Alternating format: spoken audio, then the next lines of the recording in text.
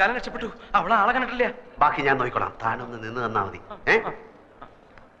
വാടോ, നിന്ന് തന്നാ മതി. ആ എത്തില്ലോ.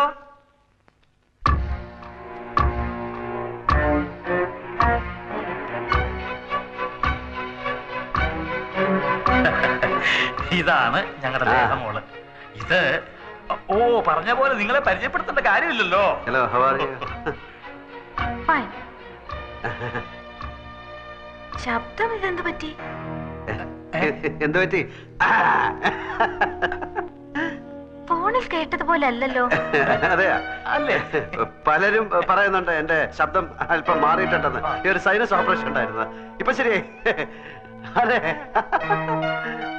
മെലിഞ്ഞ ആളാണെന്ന് പറഞ്ഞിട്ട് ആര് പറഞ്ഞു? ചന്ദ്ര.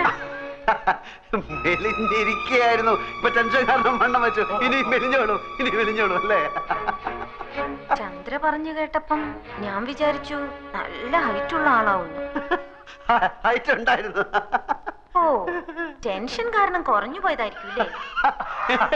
ലേഹ വളരെ ജോളിയാണല്ലോ. പിന്നെ എന്തൊക്കെ പറഞ്ഞു ചന്ദ്ര? പറഞ്ഞു കേക്കട്ടെ. നീണ്ട മുടിയാണ് ആൽഫിക്കുന്നാണല്ലോ ചന്ദ്ര പറഞ്ഞത്. മുടി നമ്മുടെ ഇഷ്ടത്തിന് നീട്ടുകയോ കുറയ്ക്കുകയോ കൂട്ടുകയോ ഒക്കെ ചെയ്യാലോ. ഇനി ഒന്നും ചോദിക്കണ്ട. ഒരു മിനിറ്റ്. എന്തൊക്കെ പുളുവാ ചന്ദ്ര ഈ പറഞ്ഞു കൊടുത്തിരിക്കുന്നത്? ഞാൻ ഇവളോട് പറഞ്ഞതാണ് ഇങ്ങനെ ഒന്നും പറയണ്ടെന്ന്. അപ്പൊ ഇവള് പറയാണ് അവളിങ്ങി വരട്ടെ, അവളെ പറ്റിക്കാം, നമ്മളെ കാണുമ്പോ അവള് അന്നം വിട്ടുപോകണം. നീ പറഞ്ഞ പോലെ എന്നെ സംഭവിച്ചു. മരമണ്ടി കുറെ പൊക്കമുണ്ടെന്നല്ലാതെ യാതൊരു ബുദ്ധിയില്ല. ഇനി എന്തൊക്കെയാണ് സംഭവിക്കാൻ പോകുന്നത്? എനിക്ക് വയറ് ചിരിച്ചു വേദന. ഞാനിവിടെ നിൽക്കും. ഞാൻ പോയിട്ട്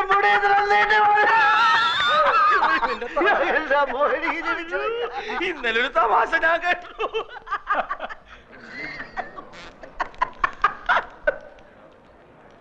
ഇവളുടെ ജാതകം എഴുതിയിട്ടുണ്ടോ? തന്റെ അവസാനം ഇവള് കാരണമാണെന്ന് അത് എഴുതിയിട്ടുണ്ടോ? എഴുതിയിട്ടുണ്ടാവും. താനെടുത്ത് വെച്ചൊന്ന് വായിച്ചു നോക്ക്. എന്തിനാണോ ഇങ്ങനെയുള്ളതിനൊക്കെ ഉണ്ടാക്കുന്നത്? ലേഖയുടെ ഒരു സ്വപ്നമല്ലേ ഇരവി മാമൻ സമ്മതിക്കും. വിസയ്ക്ക് അപ്ലൈ ചെയ്തിട്ടാ ഞാൻ വന്നിരിക്കുന്നേ. അച്ഛൻ വേണ്ടാന്ന് പറഞ്ഞ ഞാൻ പിന്നെ പപ്പയോട് മിണ്ടൂല. നീ പെണങ്ങണ്ട, ഇരവിയോട് ഞാൻ സംസാരിക്കാം. ഈ നടപ്പ് ഏതായാലും കൊള്ളാം. കൊറേ നാളായല്ലോ വർമ്മ സാറിന്റെ ദേഹമൊക്കെ ഒന്ന് അനങ്ങിയിട്ട്. തന്നോട് ഒരു കാര്യം പറയാനുണ്ടായിരുന്നു. എന്താ? ലേഖയുടെ കാര്യമാ. അവള് പുറത്തു പോയി പഠിക്കണ കാര്യമാണെങ്കിൽ പറയണ്ട. അതെന്താ? എന്റെ ഡോക്ടർ സാറേ, ഈ സായിപ്പ്മാരെന്ന് പറഞ്ഞ ഒരു സംസ്കാരമില്ലാത്ത ആൾക്കാരാ. ചുമ്മാ ഹലോ എന്ന് പറഞ്ഞാ അപ്പൊ പിടിച്ചു ഉമ്മ വെക്കും. അങ്ങനെ ഇപ്പൊ എന്റെ മോളെ കണ്ണി കണ്ട സായിപ്പ്മാര് ഉമ്മ വെക്കുന്നത് എനിക്ക് ഇഷ്ടല്ല. തന്റെ ഇവിടെ ആരാ ഇതൊക്കെ പറഞ്ഞത്? ഇന്നാളെ ഏതോ ഒരു രാജ്യത്തെ പെൺ പ്രധാനമന്ത്രി വേറെ ഏതോ ഒരു രാജ്യത്തെ ആൺ പ്രധാനമന്ത്രി കെട്ടിപ്പിടിച്ച് ഒരു ഉമ്മ. വൃത്തികെട്ടവന്മാര് വെറുതെ കണ്ട അപ്പൊ ഉമ്മ വെച്ച് കളിക്കുക. എനിക്ക് പേടി ഇത് ഇന്ത്യയിലും അങ്ങനെ വരൂ. വന്നാ ഞാൻ സമ്മതിക്കൂല. എടോ, നമുക്കിഷ്ടമില്ലെങ്കിൽ ഒരു രാജ്യത്തും ആരും നമ്മളെ പിടിച്ച് ഉമ്മ നോക്കാൻ പോണില്ല. എന്റെ പെങ്ങൾ അമ്മുക്കുട്ടി അമേരിക്കയിലല്ലേ? അവളെ ആരെങ്കിലും പിടിച്ച് ഉമ്മ വെച്ചായിട്ട് എനിക്കറിയാവോ? അതേടോ ഇരവി, വളരെ മിടുക്കരായിട്ടുള്ള 1-2 പേർക്ക് മാത്രം കിട്ടുന്ന സ്കോളർഷിപ്പായത്. അത് അവർക്ക് കിട്ടിയതിൽ നമ്മൾ സന്തോഷിക്കണം. അവളുടെ ഏറ്റവും വലിയ ആഗ്രഹമായിരുന്നു. തന്റെ മാത്രമല്ല, എന്റെ മോളെ അവള് നമ്മളായിട്ട് എതിർക്കാൻ പാടില്ല. എല്ലാവരും കൂടെ തീരുമാനിച്ചാ പിന്നെ ഞാൻ ഒപ്പിട്ടല്ലേ പറ്റൂ. മതിയല്ലോ. ഉമ്മ വെക്കുന്ന ഇഷ്ടമുള്ള കാര്യമല്ല കേട്ടോ. വളരെ പ്രധാനപ്പെട്ട ഒരു കാര്യം എല്ലാരും അറിയിക്കാനുണ്ട്. ചന്ദ്ര കിടപ്പിലായതിനു ശേഷം ഓഫീസിലെ കാര്യങ്ങളൊക്കെ കുഴപ്പത്തിലാണെന്ന് മാനേജർ പറഞ്ഞു. ഉത്തരവാദിത്തമുള്ള ആരെങ്കിലും മാനേജിംഗ് ഡയറക്ടർ സ്ഥാനത്ത് വേണം. ആൽഫി ഇനിയിപ്പോ അന്യനല്ലല്ലോ. അതുകൊണ്ട് അയാളെ മാനേജിംഗ് ഡയറക്ടർ ആക്കാൻ ഞാൻ തീരുമാനിച്ചു.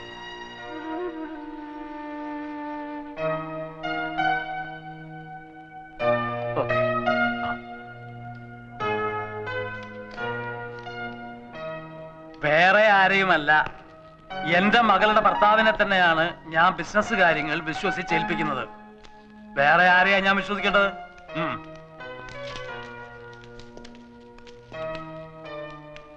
ഇതിത്തിരി കടന്ന കൈയായി പോയി. എന്ത്? എവിടെന്ന് വന്ന് കയറിനെ പിടിച്ച് ബിസിനസ് അല്ലേ ഏൽപ്പിച്ചത്? മറ്റാരും അല്ലല്ലോ, ചന്ദ്രയുടെ ഭർത്താവല്ലേ എന്ന് പറയുന്നല്ലേ ഉള്ളൂ, തെളിവൊന്നുമില്ലല്ലോ. ഇരവി കണ്ടതല്ലേ? ഇരവിയും കുഴവയും അമ്മിക്കല്ലും ചേർന്ന് കുടുംബം തല്ലിച്ചതൊക്കെയായിരുന്നു മതിയായിരുന്നു. ഓഫീസിലിരുന്ന് അവിടുത്തെ കാര്യങ്ങളൊക്കെ നോക്കാൻ അധികാരം കൊടുത്തു എന്നല്ലാതെ തൊത്തൊന്നും എഴുതി കൊടുത്തില്ലല്ലോ. ഓ ഇതെങ്ങനെ ചത്തുപോയാ ഉള്ളതെല്ലാം വാരിക്കൊണ്ട് അവൻ പോവും. വെറുതെ അതും ഇതും പറയാതെ അവളെല്ലാം കണ്ടോണ്ടും കേട്ടോണ്ടും കിടക്കുക. ചന്ദ്ര കേക്കട്ടെ, ഉള്ളതല്ലേ പറയുന്നത്. എനിക്ക് അവനെ കണ്ടിട്ട് തീരെ പിടിക്കുന്നില്ല. നിന്റെ പോലീസ് കണ്ണ, അതിന്റെ കുഴപ്പാ. ഒന്ന് ഞാൻ പറയാം, കാര്യങ്ങൾക്കെല്ലാം വ്യക്തമായ ഒരു തീരുമാനം ഉണ്ടാകാതെ നമ്മൾ ആരും ഇവിടുന്ന് പോകുന്നില്ല. വിരലടയാളം മതിയോ? കയ്യൊപ്പ് വേണ്ടേ? ഇടോ കൈ കൊണ്ട് ഒപ്പിടാൻ വയ്യാത്തത് കൊണ്ടാണ് വിരലടെ അളവെടുത്തത്. ആൽഫിയെ മാനേജിംഗ് ഡയറക്ടറായി അപ്പോയിന്റ് ചെയ്തിട്ടുള്ള അവളുടെ ഓർഡറാണിത്. ഇത് ഇന്ന് തന്നെ ഓഫീസിൽ കൊടുക്കണം. കോപ്പി എടുത്ത് എല്ലാ ബാങ്കുകൾക്കും അയച്ചു കൊടുക്കണം. ഇത് പിടിക്കേ. ഇരവിക്കെന്താ ഒരു അഭിപ്രായ വ്യത്യാസമുള്ളത് പോലെ? ഇനി ഞാനൊരു സത്യം തുറന്നു പറയട്ടെ. ഈ തീരുമാനം എന്താ? അപ്പൊ നാളെ തന്നെ ആൽഫി ഓഫീസ് ജോയിൻ ചെയ്യണം. നാളെ പിന്നെ എതിർത്തൊന്നും പറയരുത്. നിങ്ങളുടെ കാര്യത്തിൽ ആദ്യമായിട്ട് ഞാൻ എടുക്കുന്ന തീരുമാനമാണിത്. ഇപ്പൊ തന്നെ വിളിച്ചു പറഞ്ഞേക്കാം ഓഫീസിലേക്ക്. എന്റെ പേഴ്സ് എടുക്കാൻ മറന്നുപോയി. എനിക്കൊരു 1000 rupees വേണമല്ലോ. അത് നീ നിന്റെ വീട്ടിൽ പോയി എടുത്താൽ മതി. കോണ്ടസയുടെ കീ എടുക്കാൻ ഞാൻ മറന്നുപോയി. എന്താടാ മരപ്പെട്ടി നോക്കി നിക്കണേ? 1000 രൂപ എടുത്ത് ഇയാളുടെ അണ്ണാക്കിലേക്ക് തിരികെ. അല്ല, ഇതിപ്പോ ഏത് കണക്കിൽ എഴുതുന്നത്? എന്റെ അമ്മൂമ്മയുടെ 16 അടിയന്തരം നടത്തി എന്നുള്ള കണക്കിലങ്ങടെ എഴുതിയാ മതി. എനിക്ക് വയ്യ, ഞാൻ മരിക്കാൻ പോവാ. അല്ല, ഈ കോണ്ടസ എന്ന് പറഞ്ഞ കാറല്ല. കാറല്ലടാ. Silence please. അങ്ങനെ ഒരു കാർ ഉണ്ട്. ഒരു 500 rupees കൊടുങ്ങി. അപ്പൊ 1500. കണക്കെല്ലാം കണക്ക് പോലെ ഇരിക്കണം. ഹലോ, മാനേജരല്ലേ? ഞാൻ വർമ്മയാണ്. നാളെ എന്റെ മരുമകൻ MD ആയിട്ട് ചാർജ് എടുക്കാൻ വരുന്നുണ്ട്. ആൽഫ്രഡ് ഫെർണാണ്ടസ് എന്നാണ് പേര്. ആൽഫി എന്ന് വിളിക്കും. അയാൾക്ക് ബിസിനസ് വലിയ പരിചയമുള്ള ആളല്ല. എല്ലാം വിശദമായിട്ട് പറഞ്ഞു കൊടുക്കണം. You must treat him well. ആളറിയോ? എനിക്കറിയില്ല. ആൽഫ്രഡ് ഫെർണാണ്ടസ് എന്നാണ് പേര്. ആൽഫി എന്ന് വിളിക്കും. 10:30 എത്തുന്നാണല്ലോ മുതലാളി പറഞ്ഞത്.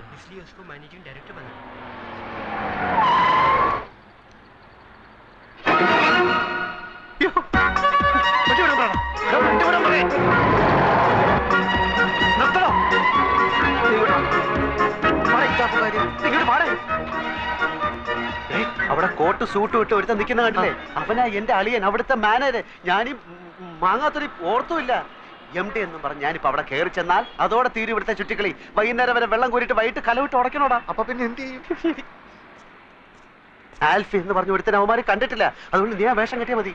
അയ്യോ, അവന്മാരെ കണ്ടുപിടിച്ചില്ല. വാ തുറന്ന് ഒരു അക്ഷരം മിണ്ടായിരുന്നാ മതി. എന്ത് ചോദിച്ചാലും ഗമയിൽ തട്ടി മൂളിക്കണം. ഫയല് വല്ല ഒപ്പിട്ടാൻ കൊണ്ടുവന്ന് കഴിഞ്ഞാൽ വീട്ടിൽ കൊണ്ടുപോയി പഠിച്ചിട്ട് തരാമെന്ന് പറഞ്ഞ് എന്റെ കൊണ്ട് തന്നാ മതി. ബാക്കി ഞാൻ നോക്കിക്കോളാം. നമ്മളെ കണ്ടാൽ MD ആയിട്ട് തോന്നുന്നു. നിന്നെക്കാട്ടിലും വിവരം കേട്ടവന്മാർ MD-കളായിട്ട് പല സ്ഥലത്തിരിപ്പുണ്ട്. അതുകൊണ്ട് നീ അതിനെപ്പറ്റി ഒന്നും ആലോചിക്കണ്ട. പക്ഷേ നീ ഇങ്ങനെ പോയാൽ ശരിയാവില്ല. നീ ഷർട്ട് അകത്തോട്ട് എടുത്തു. എന്താന്നാണ് ഇത്? കൊല വഴിപ്പിക്കാൻ ചാക്കി കെട്ടി വെച്ചിരിക്കുന്ന.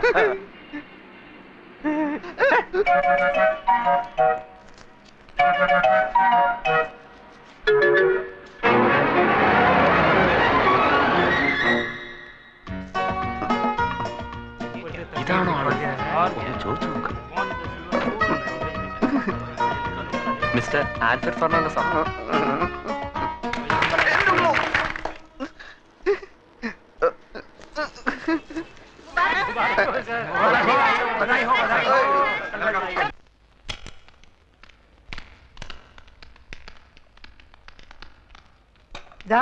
സാരി ഇവിടെ വെച്ചിട്ടുണ്ട്.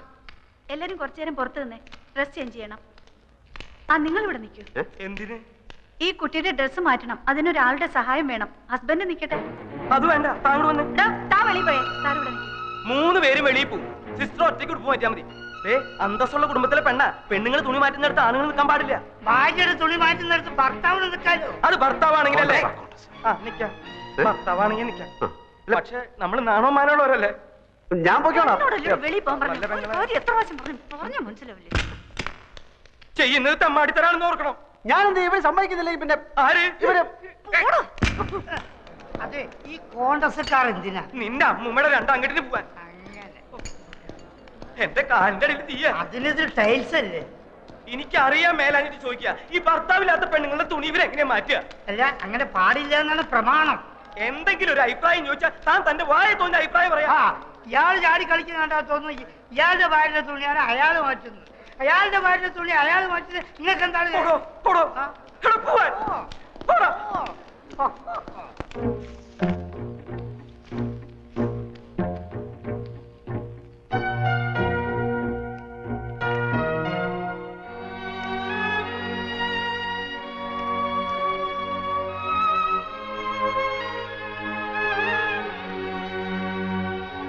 ഉടുപ്പിന്റെ അറ്റത്ത് പിടിച്ച് താഴേക്ക് വലിച്ചാൽ മതി, ഊരി പോന്നോളും. ബോഡി ഞാൻ ഉയർത്തി തരാം.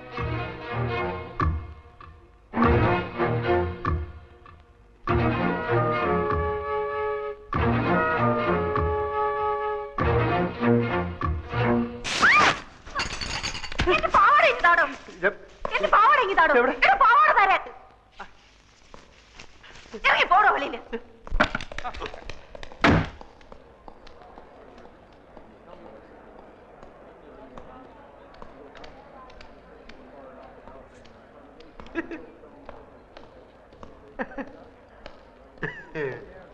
എന്താടാ നിന്ന് വിളിക്കണത്? ഇവിടെ ആരെങ്കിലും തുണി വെച്ചിട്ട് തുള്ളുണ്ടോ? ആ കൊച്ചിന്റെ അവിടെ എന്തോന്നൊരു പാട്. ഇവിടെ കൊച്ചിലെ സൈക്കിളിൽ നിന്നല്ല വീണ വൃത്തികെട്ട കറുത്ത പാടിലുണ്ട് അവിടെ. എല്ലാത്തിനും ഒരു അതിരുണ്ടാ. ഗതി കെട്ടാ നിന്നെയും കൊല്ലും, ഞാനും ചാവും. ഇങ്ങനെയും ഭർത്താക്കന്മാരുണ്ടോ? കണ്ണുടച്ചോണ്ടാണോ ഭാര്യയുടെ ഉടുപ്പ് മാറ്റുന്നത്? ഇയാളെയൊക്കെ സഹായത്തിന് വിളിച്ച് എന്നെ വേണം പറയാൻ. വൃത്തികെട്ടവന്മാര്.